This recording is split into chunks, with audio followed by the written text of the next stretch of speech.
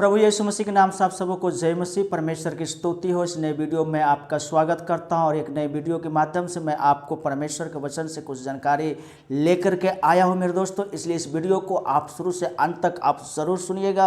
और ये आज जो मैंने आपको बीच में बताने वाला हूँ बहुत ही खास है मेरे प्रियो। आप इसे जानते हैं लेकिन आज जो मैं बता रहा हूँ और ये आज जब आप इस वीडियो को सुनेंगे तो आपको बिल्कुल ही समझ में आ जाएगा। जी हाँ मेरे दोस्तों, जब दिसंबर महीना शुरू होता है तो खुशियों का माहौल बन जाता है, त्योहारों का माहौल बन जाता है, क्रिसमसों का माहौल शुरू हो जाता है मेरे प्रियो। और इसी क्रिसमस के माहौल में एक खास व्यक्ति जो एंट्री करता है, जो आते हैं हमारे बीच में, मैं आज उसके बारे में मैं बताने वाला हूँ। जी हाँ मेरे दोस्तों, और वो है सांता क्लॉज कौन है। जी हाँ मेरे दोस्तों, आपके अंदर में भी ये सवाल होगा कि ये सांता क्लॉज कौन है जो कि केरल डांस में खुशियां मनाने वाला, बच्चों को उपहार देने वाला, बच्चों को ट्रॉफी चॉकलेट बांटने वाला, ये खुशियां मनाने वाला, ये हमारे बीच में ये लाल और कपड़े में, लाल और सफ़ेद कपड़े में पहन करके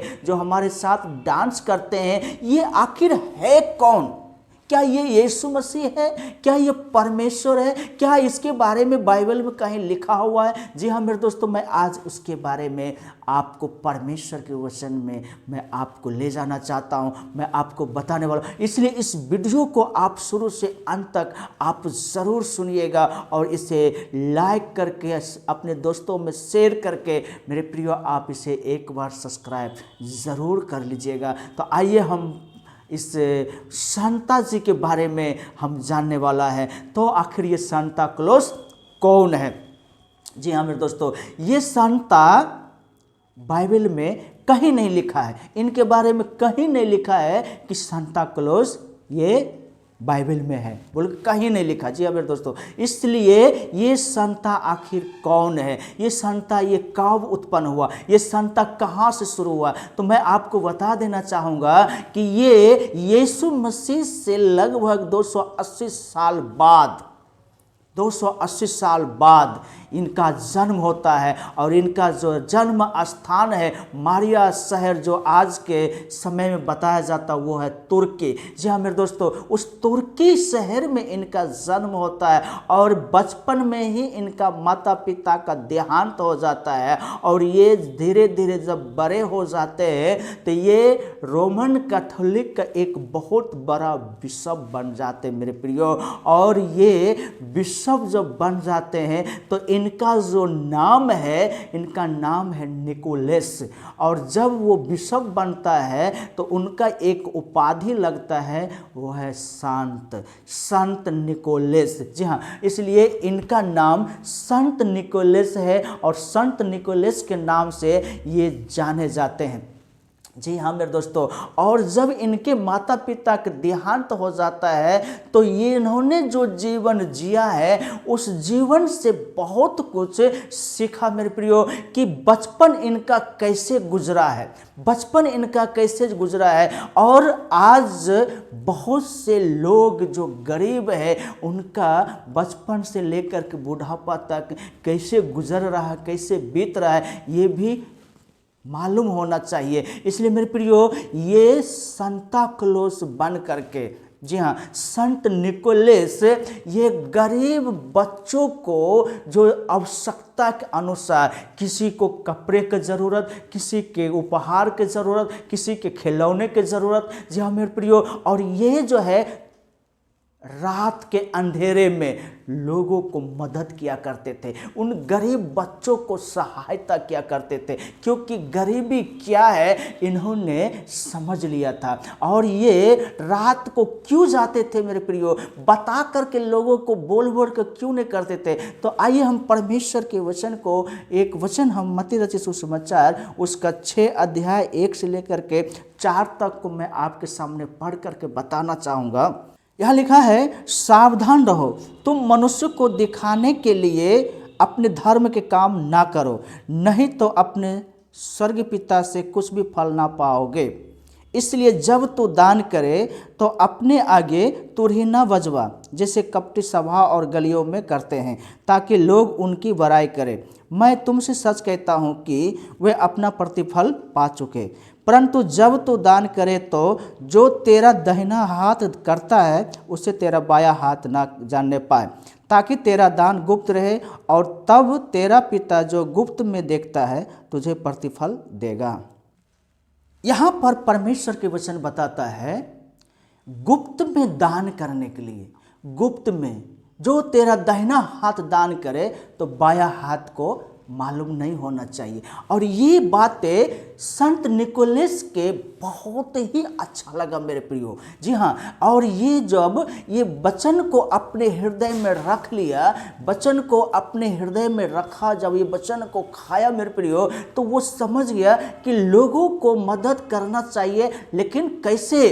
तो रात के समय में अंधेरे में जाकर के जिन बच्चों को खिलौना की ज़रूरत था, कपड़े की ज़रूरत था मेरे प्रियो, उनके दरवाजे पे जाकर के रख दिया करते थे। आज भी बहुत से माता पिता हैं जिनके पास परमेश्वर ने बच्चे दिए, वो 24 तारीख के रात को क्या करते हैं, अपने बच्चे को बहुत जल्दी ही सुला देते हैं और कहते हैं सांता अंकल आएगा तुम्हारे लिए उपहार लेकर के, तुम्हारे लिए केक लेकर के, तुम्हारे लिए कपड़े लेकर के, इसलिए जल्दी सो जाओ और सुबह उठोगे तो तुम्हें वो सांता अंकल के दिया हुआ उपहार मिलेगा।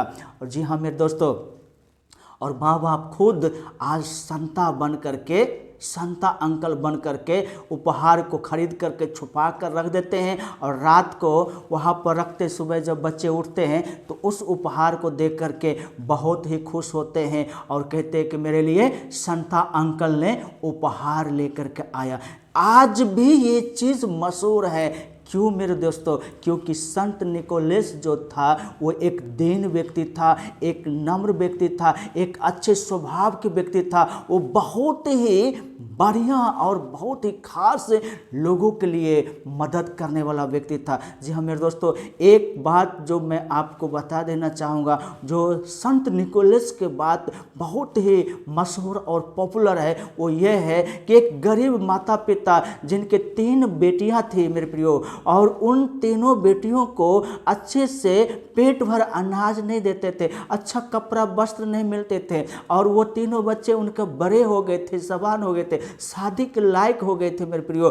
तो वो माँ और पिता चिंता करते थे, आपस में बात विचार करते थे, मेरे बेटी बड़े हो गए, उनकी शादी ब्याह कैसे होगा। तो वो संत निकोलस जब रास्ते से जा रहे थे तो उनके कानों में ये आवाज़ पहुंचा, और जब ये सुना कि ये गरीब व्यक्ति अपने बच्चों की कैसे चिंता कर रहा है, तो क्यों न मैं इनके लिए कुछ मदद करूं। तो आज आप क्रिसमस के ट्री में देखते होंगे लाल मोजे लटकाया हुआ मेरे प्रियो। ये मोजा का मतलब क्या है? तो संत निकोलस क्या किए, मोजा में कुछ सोने के सिक्के लेकर के, और वो कहाँ गिराया था, कहीं कहीं पर आप ये भी देखते होंगे कि एक छोटा सा घर बना करके उसमें आग रख देते हैं या आग का सीन लगा देते हैं। वो आग क्या है, उस आग जलाते थे और उस आग के सामने एक चिमनी बना देते थे, उसका आग का धुआं जो उस चिमनी से बाहर निकल जाया करते थे। तो उसी चिमनी में हो करके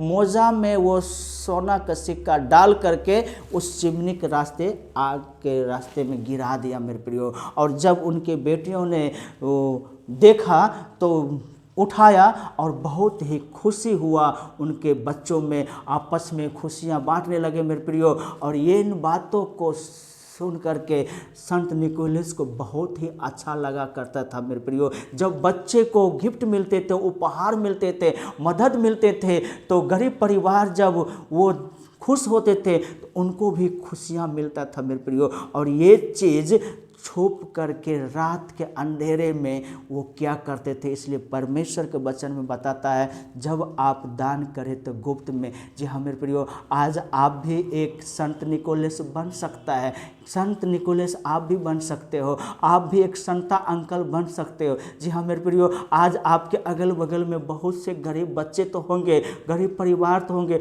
नहीं सबको नहीं दे सकते, लेकिन क्रिसमस जो है आज मेरे प्रियो, ये क्रिसमस से सिर्फ मेरे लिए नहीं है, इस सब के लिए क्रिसमस है। और जब आप किसी एक को भी आप उनको सुसमाचार सुनाते हो, उनको कुछ आप उपहार देते हो मेरे प्रियो अपने ज़रूरत के अनुसार, तो ये खुशियाँ दोगुनी हो जाता आपके परिवार में, और खुशी क्रिसमस का माहौल है कुछ और भी अच्छा बन जाता मेरे प्रियो। तो आप भी एक संता बन सकते हैं, आप भी संत निकोलस बन सकते हो मेरे प्रियो। और तो ये दूसरों की खुशी बांटने में जो आनंद है और कहीं नहीं है। इसलिए ये आनंद को संत निकोलस ने समझ लिया, ये आनंद को उसने पहचान लिया। इसलिए रात को गरीब बच्चों में, गरीब परिवारों में वो खुशियों को बांटा करते थे, कुछ उपहार ज़रूरतमंदों को दिया करते थे, और वो सब मिल करके खुशियाँ मनाते थे। और वही चीज़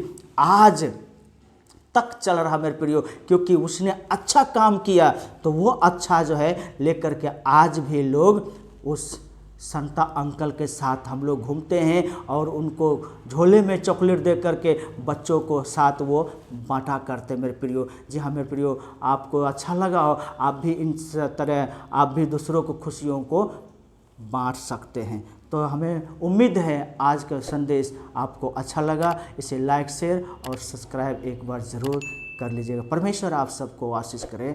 आमीन।